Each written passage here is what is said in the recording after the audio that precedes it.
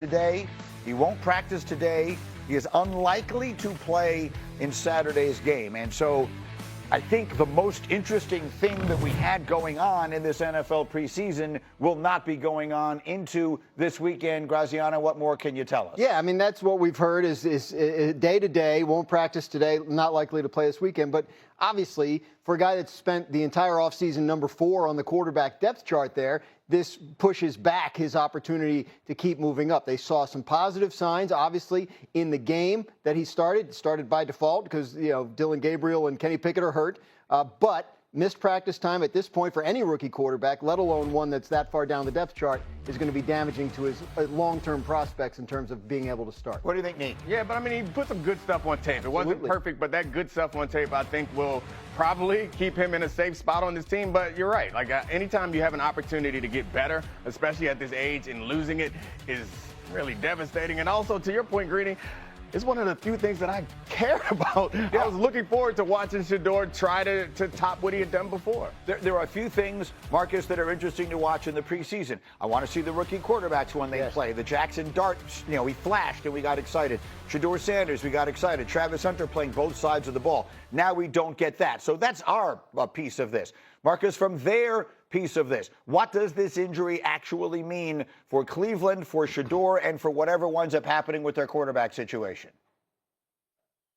Yeah, it's super unfortunate because what he showed in the preseason is that, in my opinion, he earned more reps in practice and an opportunity to play against good on good. And Dominique knows that, Graz knows that being in camp, that is some valuable reps when you get a chance to play against your ones, especially with what Cleveland has. And I think for Shedeur, the most important thing now is to understand how the rehab process goes. Like, stay in tune. Keep your mind going. Make sure you're there and available to know all of the information that you need to know so you hit the field and you back getting to it. It's just unfortunate because what it was becoming, what he made it, I believe, in this preseason, was a competition between him, Dillon Gabriel, and Kenny Pickett for that second spot behind Joe Flacco. And I thought if he came out and had another really good performance, there was no way to deny at least a true thought about movement up the depth chart. Now, here's what we got to see in Cleveland. The injury obviously didn't change the depth chart with Kenny Pickett and Dillon Gabriel.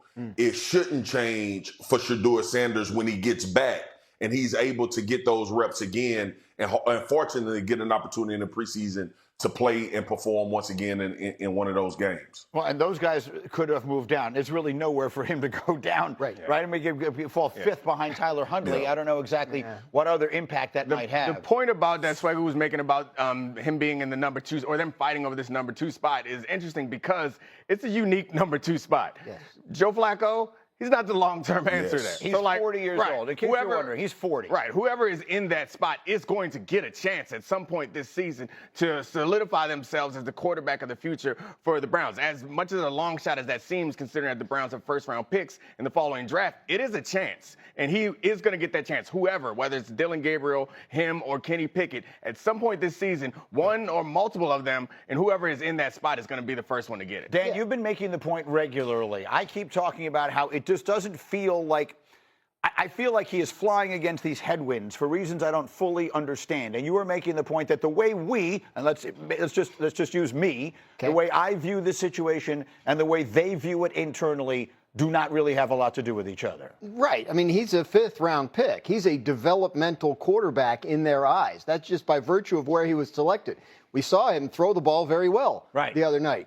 We also saw some things he needs to work on, right? Like against the rush, there's some stuff he has to iron out. So they want to see what they can do with him, how they can bring him along, what he can become, because they do like him. Other than a couple of speeding tickets, my understanding is he hasn't done anything wrong since he got there. Like, he's handled everything, taken the coaching. He has not, he's not acted like, he's owed anything. And I think they're very, very happy with him.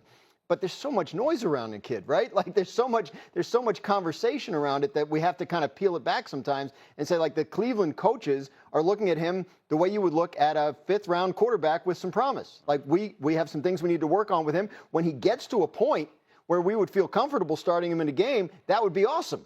But But they're not naive. I get they know that he's not just some fifth-round quarterback. And I think that probably scared some teams off, but that's a mistake. I think if you think he's good enough at an important position, then you give him a shot. And to understand that this noise, I recognize I've been in football culture. I recognize that anything is a distraction.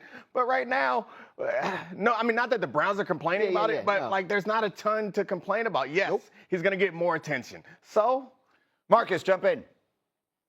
Well, the thing is, this is a performance-based business, right? And the reason why I said he shouldn't move down the depth chart, because I thought his performance bunched him up with Kenny Pickett and Dylan Gabriel more than it just being the fourth guy on the roster. We know what we know about Kenny Pickett, and obviously if he makes some dramatic change like Baker Mayfield has done, then Kenny Pickett may become the guy. But ultimately, we haven't seen Dylan Gabriel play an NFL game. So for us to go into this game thinking that Shedeur was still the fourth-string quarterback after that performance was asinine to me. The other thing, too, Grimes, and you make a good point about the noise. The noise was going to be the noise if he would have went third overall or if he would have went undrafted because of Deion Sanders. And Shedeur now and what he's handled so well is, I think, my responsibility is to play quarterback. My responsibility is to play football. And one of the things that I thought was really smart of him, and I know it was strategic, and I know Prime wanted to be there. He told his dad, "Don't come. Yeah, I can't focus on you being here and what everybody else is going to talk about while I'm trying to get this job." The kid has been under scrutiny his entire life because Deion Sanders is his dad. He's had to play in very important situations because of Deion Sanders being his dad. Now that he's growing into his own man and understanding what this league is truly about, he's making it about football, and he's done that in so many examples up until this point, and I think it's going to bode well for him. We live in this time, right, where people perceive the noise as the reality. Right? There's so much show around literally everything. And so inside the building in Cleveland, it's not about blocking out the noise. It's about doing the work as you would if this had been a fifth-round pick that nobody ever heard of.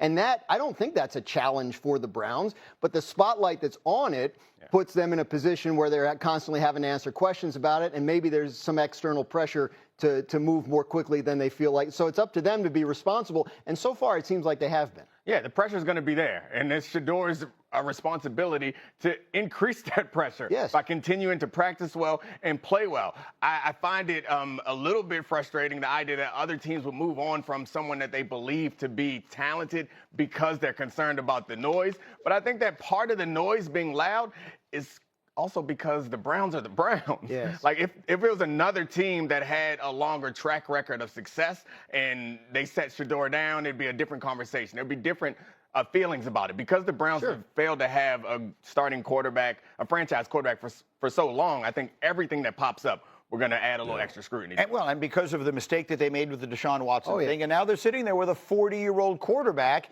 going into a season in which they've got 2 first-round picks at the end of the year. The single best thing that could possibly happen there is for either Dylan Gabriel or Shedeur Sanders to emerge and to become a legitimate player for them going forward. That would be the best-case scenario. And I guess just sitting at the distance at which I sit, it doesn't feel as though they're going about it that way. There are 19 more games counting preseason and regular season. So at some point this story will shift. To Dominique's initial point, most teams don't get through the season with just one quarterback. That's right. Right now the 40-year-old's the only one who's healthy. Right. So I think that's, by default he probably starts the season. There have just been very few. Yeah, go ahead. Last word, Marcus, go. Yeah. Let me say this. Neek and Grimes knows this as well. At some point the player's going to tell you who the quarterback is too. It becomes that in the NFL. And these guys going to have confidence in one of these 3 guys behind Joe Flacco more so than the other. And that's going to determine